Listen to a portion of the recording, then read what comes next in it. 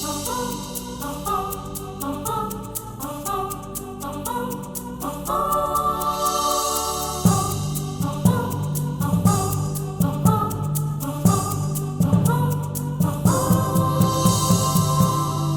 நம்முடைய திருமண்டலம் நமக்கு கொடுத்திருக்கிற தலைப்பு உள்ளான அன்புடன் கிறிஸ்துவை பின்பற்றுதல்.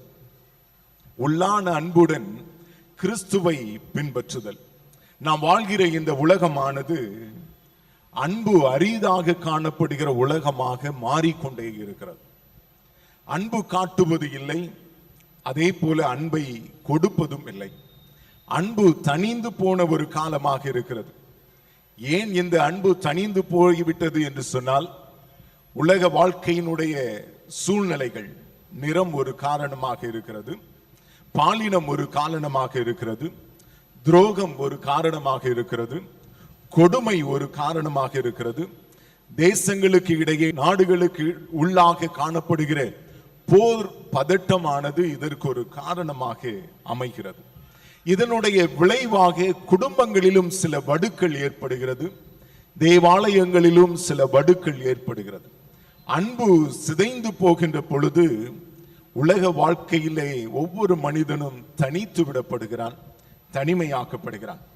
ஆனால் இந்த அன்பை உருவாக்குகிற என் ஆண்டவருடைய மகிமை, ஆண்டவருடைய இறை பிரசனம் ஒவ்வொரு மனிதனுடைய வாழ்க்கையையும் உருவாக்குகிறதாக அமையப்பெறுகிறது. எப்பொழுது ஒரு மனிதன் ஆண்டவருடைய அன்பில் இருந்து தூரமாய் போகிறான் என்று சொன்னால், எப்பொழுது அவன் ஜெபத்தை நிறுத்துகிறானோ அப்பொழுது இயேசுவினுடைய அன்பை விட்டு தூரமாக போய்விடுகிறான். எப்பொழுது வேத வாசிப்பை நிறுத்துகிறானோ அப்பொழுது இயேசுவினுடைய அன்பை விட்டு தூரமாய் போய்விடுகிறான். எப்பொழுது வழிபாடுகளிலே அவன் தன்னை முழுவதுமாக ஈடுபடுத்தாமல் இருக்கிறானோ அப்பொழுது இயேசுவினுடைய அன்பை விட்டு தூரமாய் போய்விடுகிறான். ஆண்டவர் இந்த நாளிலே நம்மை அழைக்கிறார். அவருடைய அன்பின் அடிச்சுவடுகளிலே நீங்களும் நானும் பின்பற்றி நடக்க வேண்டும் என்று சொல்லி ஆண்டவர் விரும்புகிறார். நான் வாசிக்க கேட்ட வேத பகுதி 3 பகுதியிலிருந்து 3 காரியங்களை நான் உங்களுக்கு முன்பதாக வைக்க விரும்புகிறேன். முதலாவதாக எரேமியா தீர்க்கதரிசியின் புஸ்தகம் 31ஆம் அதிகாரம். இந்த 31ஆம் அதிகாரம் என்னதை கற்றுக் கொடுக்கிறது என்று சொன்னால், நீங்கள் துரத்தப்பட்டாலும் கடவுளுடைய அன்பிற்கே முதலிடம் கொடுக்க வேண்டும். இல்லை என்று சொன்னால், நீங்கள் துரத்தப்பட்டாலும் என் ஆண்டவருடைய அன்பு உங்களை பின்தொடரும் என்பதை இங்கே ஆக்கியோன் திருச்சபைக்கும் இஸ்ரவேல் ஜனங்களுக்கும் கற்றுக் கொடுக்கிறான். இந்த வசனத்தினுடைய பின்னணியத்தை நாம் பார்ப்போம் என்று சொன்னால், இஸ்ரவேல் ஜனங்கள் அங்கே அடிமையாக்கப்படுகிறார்கள். அவர்களுடைய வீழ்ச்சி, அவர்களுடைய நிர்விசாரம், அவர்களுடைய அர்ப்பணிப்பு இல்லாத வாழ்க்கை அவர்களை பாபிலோனிலே சிறைப்படுத்திவிட்டது. சிறைப்படுத்தப்பட்ட இந்த சூழ்நிலையிலே ஆண்டவர் தீர்க்கர் மூலமாக இஸ்ரவேல் ஜனங்களுக்கு வாழ்க்கையை, தைரியத்தின் வார்த்தைகளை கற்றுக் கொடுக்கிறார். 30வது அதிகாரத்தை நாம் வாசித்து பார்க்கின்ற பொழுது அங்கே ஆண்டவர் கோபம் நிறைந்தவராக தன்னுடைய மக்களோடு பேசுகிறதை நாம் பார்க்க முடிகிறது. அழிவை குறித்ததான எச்சரிப்பின் வார்த்தையை அங்கே இஸ்ரவேல் ஜனங்களோடு பேசுகிற வார்த்தைகளை நாம் பார்க்க முடிகிறது. ஆனால் 31வது அதிகாரத்திற்கு நாம் வருகின்ற பொழுது ஆண்டவர் ஆறுதலின் வார்த்தைகளை தன் ஜனங்களிடத்திலே சொல்லுகின்றார். ஆண்டவர் அந்த ஆறுதலின் வார்த்தையை தன்னுடைய ஜனங்களுக்கு கொடுக்கின்ற பொழுது ஆண்டவருடைய அன்பை அவர்கள் புரிந்து கொள்கிறார்கள். ஆகவேதான் வேதம் சொல்லுகிறது 3வது வசனத்திலே, 31ஆம் அதிகாரம் 3வது வசனத்திலே, நான் இன்னும் உன்னை நேசிக்கிறேன் என்று சொல்லுகின்றார். இந்த உலகமும் நம்மை தூரப்படுத்தலாம், ஆண்டவருடைய இறை பிரசன்னத்தில் இருந்து தூரப்படுத்தலாம். இல்லாவிட்டால் ஆண்டவரை விட்டு ஆண்டவருக்கு விரோதமாக நான் பாவம் செய்கிறவனாக ஆண்டவருடைய பிரசன்னத்தில் இருந்து நான் தூரமாகப்படலாம். ஆண்டவருடைய இறை பிரசன்னத்தின் ஆராதனையிலே நான் முழுமையாக வழிபாடிலே நான் பங்கு பெற முடியாமல் இருந்து கொண்டிருக்கலாம். ஆனால் ஆண்டவர் சொல்லுகின்றார், அன்று இஸ்ரவேல் ஜனங்களுக்கு இந்த வார்த்தையை கொடுத்த ஆண்டவர் இந்த ஓய்வு நாளிலே நம்மை பார்த்து சொல்கிறார், நான் இன்னும் உன்னை நேசிக்கிறேன் என்று சொல்லுகின்றார். ஆண்டவருடைய அன்பு விலையேற பெற்ற அன்பாக இருக்கிறது.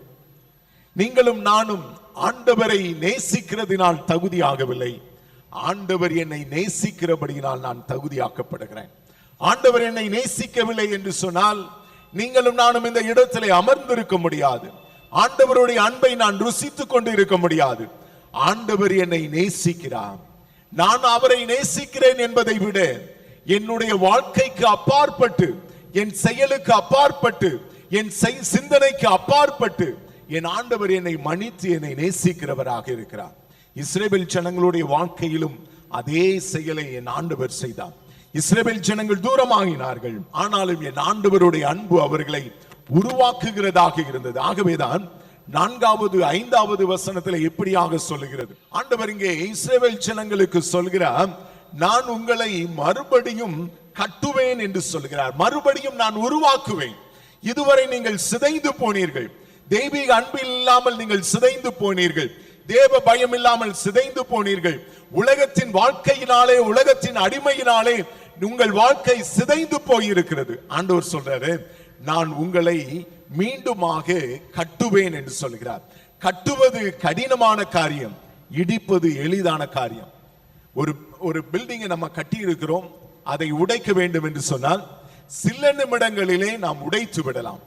ஆனால் அந்த கட்டிடத்தை உருவாக்கி அதை கட்ட வேண்டும் என்று சொன்னால் எளிதான ஒரு காரியம் அல்ல.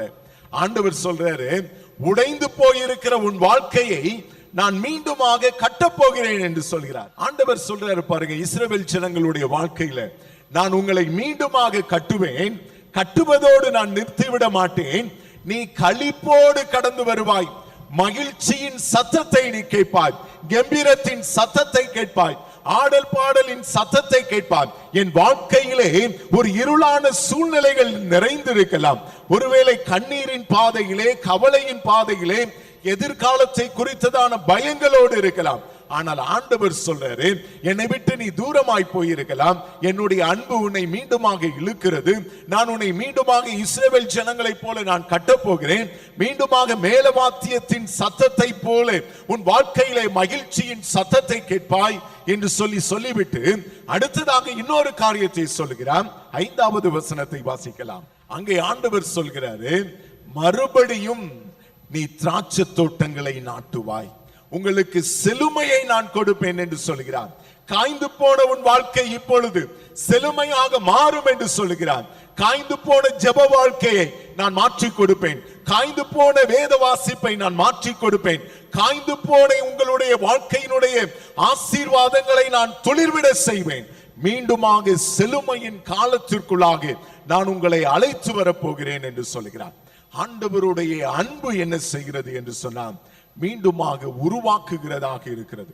நான் தூரமாக்கப்பட்டாலும் ஆண்டவருடைய அன்பு பின்தொடர்கிறதாக இருக்கிறது.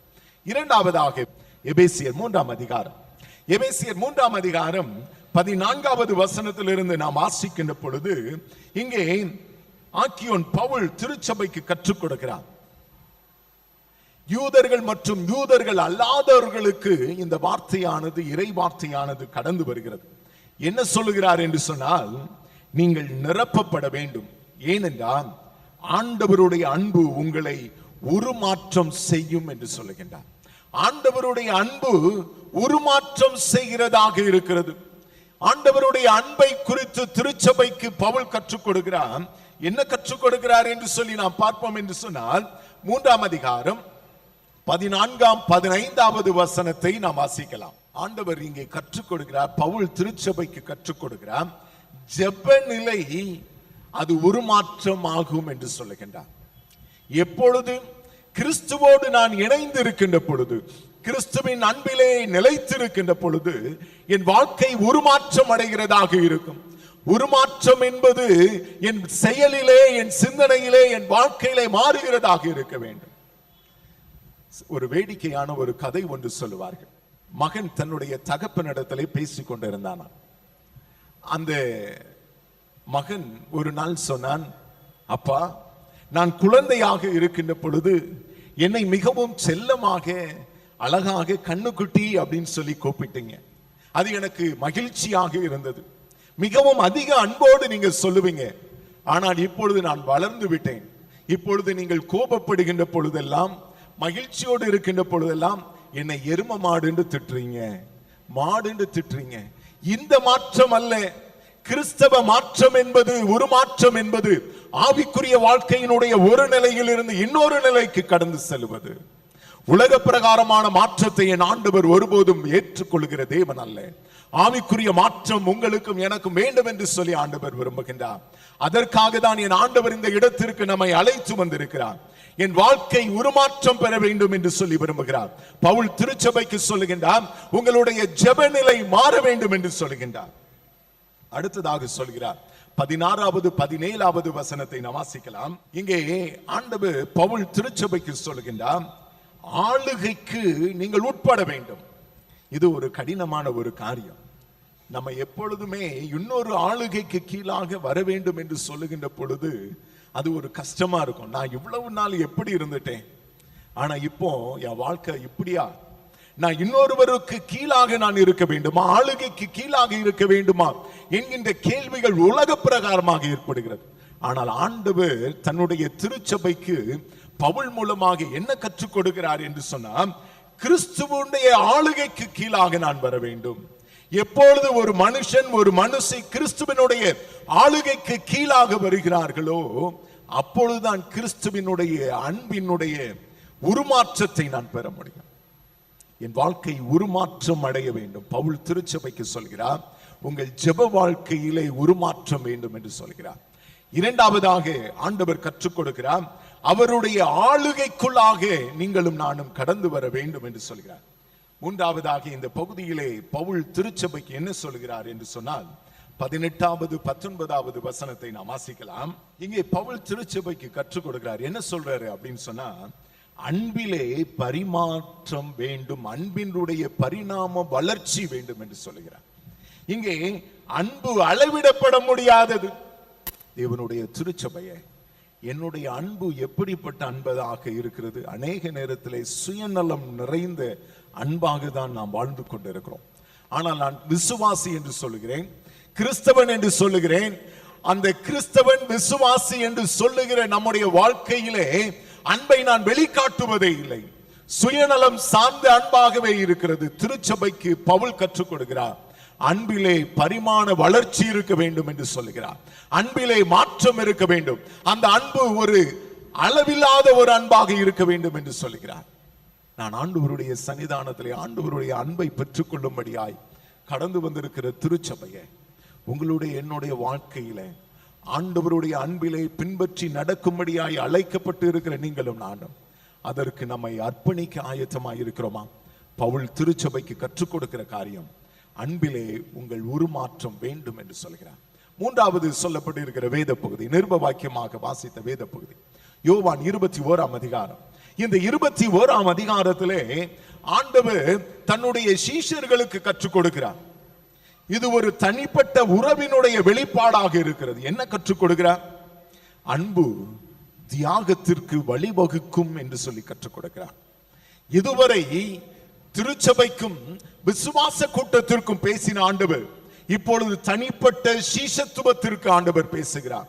தனிப்பட்ட தன்னை பின்பற்றி வருகிற சீஷர்களோடு என் ஆண்டவர் பேசுகிறார்.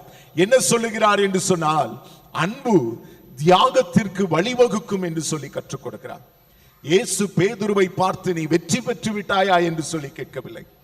நீ நினைத்ததை சாதித்து விட்டாயா என்று சொல்லி ஆண்டவர் கேட்கவில்லை. ஆண்டவர் கேட்ட கேள்வி முழுவதும் வித்தியாசமான ஒரு கேள்வி. என்ன கேட்கிறார்? நீ என்னை நேசிக்கிறாயா என்று சொல்லி கேட்கிறார். ஏன் என்று சொன்னால், பேதுரு வைராக்கியத்தோடு இருந்தவன், இயேசுவை மறுதலித்தவன், இயேசுவினுடைய அன்பை பெற்றவன் தான்.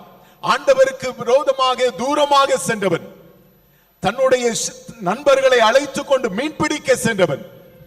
ஆனால் ஆண்டவர் அவனிடத்திலே கோபப்பட்டு இருக்க வேண்டும், எரிச்சல் பட்டு இருக்க வேண்டும். நீனா ஒரு மனுஷனா அப்படின்னு சொல்லி நம்ம லாங்குவேஜ்ல அப்படி கேட்டிருக்கோம். நாம் உலக பிரகாரமாக எனக்கு ஒரு மனிதன் தீங்கு செய்வான் என்று சொன்னால் அந்த மனிதனை பார்த்து நான் அப்படிதான் கேட்டிருப்பேன். சட்டையை பிடிச்சு கேட்டிருப்பேன், நீனா ஒரு மனுஷனாப்பா, நண்பன் சொன்னியப்பா, என்னை கால்வாரி விட்டுட்டிய அப்படின்னு சொல்லி கேட்டிருப்பேன். ஆனா என் ஆண்டவராகிய இயேசு கிறிஸ்து இந்த பேதுருவினிடத்திலே அதை கேட்கவில்லை. நீ என் மீது அன்பாயிருக்கிறாயா என்று சொல்லி கேட்டா. திருச்சபையே, ஆண்டவர் உங்களையும் என்னையும் பார்த்து கேட்கிறார். நான் ஆண்டவருக்கு விரோதமாக எவ்வளவோ பாவம் செய்தேன், ஆண்டவருக்கு விரோதமாக கலகம் செய்தவனாக இருந்தேன். விசுவாசி என்கின்ற சொல்லிக்கொண்டு ஆண்டவருக்கு பிரியமில்லாத வார்த்தைகளை எல்லாம் நான் பேசினேன். ஆண்டவர் நம்மை பார்த்து கேட்கிறார், நீ என்னை விசுவாசிக்கிறாயா, நேசிக்கிறாயா என்று சொல்லி கேட்கிறார். இது ஒரு தியாகத்தினுடைய எல்கையாக இருக்கிறது, ஒரு மீட்பினுடைய பணியாக இருக்கிறது. அடுத்ததாக என் ஆண்டவர் கேட்கிறார், நீ என் ஆடுகளை மேய்ப்பாயாக என்று சொல்கிறார். ஆண்டவருடைய அறைகூவல் வித்தியாசமாக இருக்கிறது. நீ சேவை செய்வதற்காகவே தெரிந்தெடுக்கப்பட்டிருக்கிறார். நீ உலக பிரகாரமாக வாழ்வதற்கல்ல, சேவை செய்வதற்கு நீ தெரிந்தெடுக்கப்பட்டிருக்கிறார். ஆகவே ஆண்டவராகிய இயேசு கிறிஸ்து இந்த பேதுருவையும் சீஷர்களையும் பார்த்து சொல்கிறார், என் ஆடுகளை நீ மேய்க்க வேண்டும் என்று சொல்கிறார். சேவை செய்யும்படியான அழைப்பாக இரண்டாவது அழைப்பு இருந்தது. அடுத்ததாக என் ஆண்டவர் சொல்றாரு, என்னை பின்பற்றி வா என்று சொல்லுகிறார். இது ஒரு தியாக அன்பினுடைய வெளிப்பாடாக இருக்கிறது. அன்பு தியாகத்தை கொடுக்கிறதாக இருக்கிறது. ஆண்டவருடைய வார்த்தைகள் எப்படி இருக்கிறது என்று சொன்னால், பேதுருவோடு பேசுகின்ற பொழுது குற்றம் சாட்டுதல் அல்ல, குணப்படுத்துதலாக இருந்தது. 21ஆம் அதிகாரம் 5வது வசனத்திலே, நீ இவைகளை விட மிகுதியாக என்னை நேசிக்கிறாயா என்று சொல்லி கேட்கிறார். மறுதலித்தவன், இயேசுவை விட்டு ஓடினவன், விசுவாச தடுமாற்றம் நிறைந்தவன், அவனை குற்றம் சாட்டவில்லை, அவனை குணப்படுத்துகிறவராக இருந்தார். ஆண்டவருடைய அன்பு உங்களையும் என்னையும் அப்படியாக அழைக்கிறது. புறம் தள்ளுகிற அன்பாக அல்ல, புத்தாக்கம் செய்கிற அன்பாக இருந்தது. என் ஆடுகளை மேய்ப்பாயாக என்று சொல்லுகின்ற ஒரு மாபெரும் பொறுப்பை கொடுக்கிற அன்பாக இருக்கிறது. ஏனென்றால் சமூகமானது சீரழிந்து இருக்கிறது. இந்த உலக வாழ்க்கையிலே மக்கள் ஆண்டவருடைய அன்பை விட்டு தூரமாய் போய்விட்டார்கள். இந்த உலகமானது மெலிந்து போய் இருக்கிறது. கோபமும் எரிச்சலும் பொறாமையும் வன்கண்களும் நிறைந்ததாக இந்த சமூகம் இருக்கிறது. இதையெல்லாம் புத்தாக்கம் செய்ய வேண்டிய பொறுப்பு பேதுருவை சார்ந்ததல்ல, உங்களையும் என்னையும் சார்ந்ததாக இருக்கிறது என்று சொல்லி ஆண்டவர் அறைக்குள் கொடுக்கிறார். ஆண்டவருடைய சத்தத்திற்கு நீங்களும் நானும் செவி சாய்ப்பதற்கு ஆயத்தமாய் இருக்கிறோமா? ஆண்டவருடைய அன்பை நான் பின்பற்றுகிறேன் என்று அழகாக நான் சொல்லுகிறேன். ஆனால் என் ஆண்டவர் பேதுருவை அழைத்தது போல உங்களையும் என்னையும் அழைக்கிறார். என் ஆடுகளை மேய்ப்பாயாக. நான் வாழ்கிற என்னுடைய தெருவிலே, நான் பயணிக்கிற என்னுடைய தெருவிலே, நான் பழகிற என்னுடைய மக்களோடு கூட என்னுடைய அன்பு எப்படிப்பட்டதாக இருக்கிறது? ஒரு புதிய மாற்றத்தை கொடுக்கிறவர்களாக நீங்களும் நானும் மாற வேண்டும் என்பதற்காக ஆண்டவர் நம்மை அழைக்கிறார். அந்த மாற்றத்திற்கு நம்மை ஒப்பு கொடுப்போமா? மாற்றத்திற்கு என்னை ஒப்பு கொடுக்கின்ற பொழுது என் வாழ்க்கை அர்த்தமுடைய வாழ்க்கையாக மாறும். நான் துரத்தப்பட்டாலும் என் ஆண்டவர் என்னை பின்தொடர்ந்து வருகின்ற தெய்வீக அன்பை கொடுக்கிறவராக இருக்கிறார். அன்பு உருமாற்றம் செய்கிறதாக இருக்கிறது. அன்பு தியாகத்தின் வெளிப்பாடாக இருக்கிறது. இந்த அன்பை பெற்றுக்கொண்டு ஆண்டவரோடு இணைந்து நிற்போம். ஆண்டவர் தாமே நம்மையும் நம்முடைய திருக்குடும்பங்களையும் ஆசீர்வதித்து வழி நடத்துவாராக. ஆமென்.